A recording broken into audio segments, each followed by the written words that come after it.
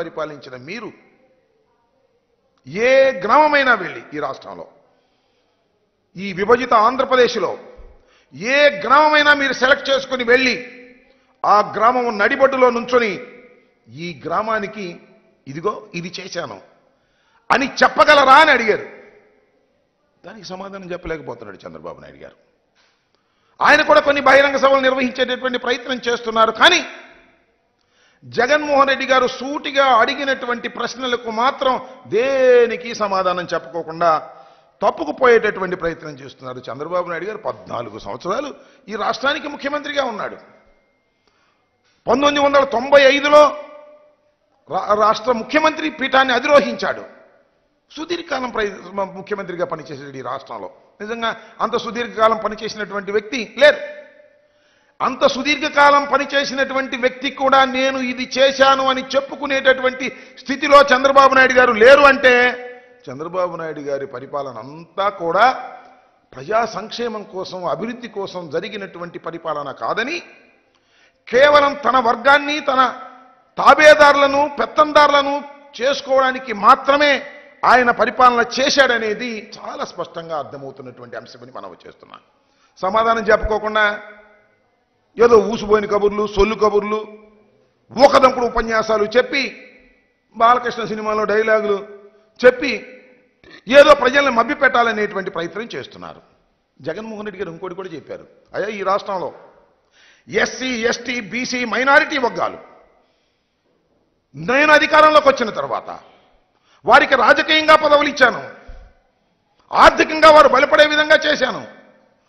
సుమారుగా 2.52 లక్షల కోట్ల రూపాయలను బటన్ నొక్కడం ద్వారా పేద ప్రజానీకానికి ఇచ్చాను. దానిలో మేజర్ పార్ట్ 75% పైన ఎస్సీ ఎస్టీ బీసీ మైనారిటీలకు అందే విధంగా చేసి ఆర్థికంగా వారికి చేయూతనిచ్చేటటువంటి కార్యక్రమం చేశాను. అయ్యా చంద్రబాబు నాయుడు గారు మీరు 14 సంవత్సరాల్లో ఇప్పుడైనా ఈ కార్యక్రమం చేశారా అంటే దాని గురించి మాత్రం చంద్రబాబు నాయుడు గారు చెప్పరు. అదేమంటే చంద్రబాబు నాయుడు ఒక మార్కు పెట్టుకున్నాడు ఆయనే. ఆయన పత్రికలు నాకు ఒక విజన్ ఉంది అంటాడు. ఏం విజన్ ఉంది చంద్రబాబు నాయుడు గారు నాకు అర్థం కాలేదు. What is your vision? నేను గుర్తు చేసుకోండి ఒకసారి. చంద్రబాబు నాయుడు గారు 53 రోజులు జైల్లో ఉన్నాడు, జ్యుడిషియల్ రిమాండ్లో ఉన్నాడు. కేసులో పట్టుబడి ప్రాథమిక సాక్ష్యాధారాలన్నీ ఉన్న తర్వాత న్యాయస్థానాలు వారిని రాజమండ్రి సెంట్రల్ జైలుకి పంపితే 53 రోజులు ఉన్నాడు. 53 రోజులు ఉన్నటువంటి చంద్రబాబు నాయుడు గారు ఏం చెప్పుకుంటూ వచ్చాడు అంటే ఆయన పత్రికలు ఆయన బంధువులు చంద్రబాబు నాయుడు గారు ఆరోగ్యం బాగోలేదు, ఒళ్ళంతా ఏదో భయంకరమైనటువంటి పరిస్థితి వచ్చేసింది, ఆయనకు అసలు గుండె జబ్బు ఉంది, ఇలా అయితే ఆయన ఎక్కువ కాలం నెట్టలేడు, 52 రోజులు అయిపోయింది, ఆయన తిరిగి వస్తాడా రాడా, ఆయన ఆరోగ్యం పూర్తిగా దెబ్బతినిపోయింది, చివరికి ఆయనకి ప్రాణాపాయం ఉంది అని చెప్పేసి పెద్ద పెద్ద హెడ్డింగ్లు పెట్టి రాశారు. బయటకు వచ్చాడు, ఏమండి ప్రాణాపాయం ఉంది ఆయనకి? ఏంటి ఆయన విజను? లోపలుంటే ఏడుపులు పెడబొబ్బలు, బయటికి వస్తే అరుపులు కేకలు. ఇందులో ఏమనుందా? ఆపరేషన్ అని ఆపరేషన్ కోసం వచ్చాడు, ఆపరేషన్ చేయించుకుంటే మళ్ళీ హాస్పిటల్కి వెళ్ళలేదు, అది వేరే విషయం అనుకోండి. అంటే ఏమిటి దాని అర్థం?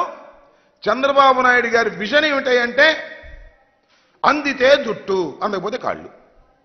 దట్ ఈజ్ చంద్రబాబు నాయుడు గారి విజన్ అని మనం చేస్తున్నా.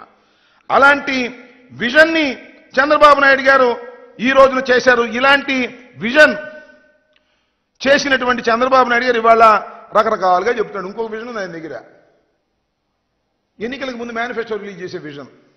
దస్తాలు మేనిఫెస్టో రిలీజ్ చేస్తాడు, లేనిపోని అన్నీ చెబుతాడు, దానిలో పొందుపరుస్తాడు, అసాధ్యమైనవి కూడా చేశాడు.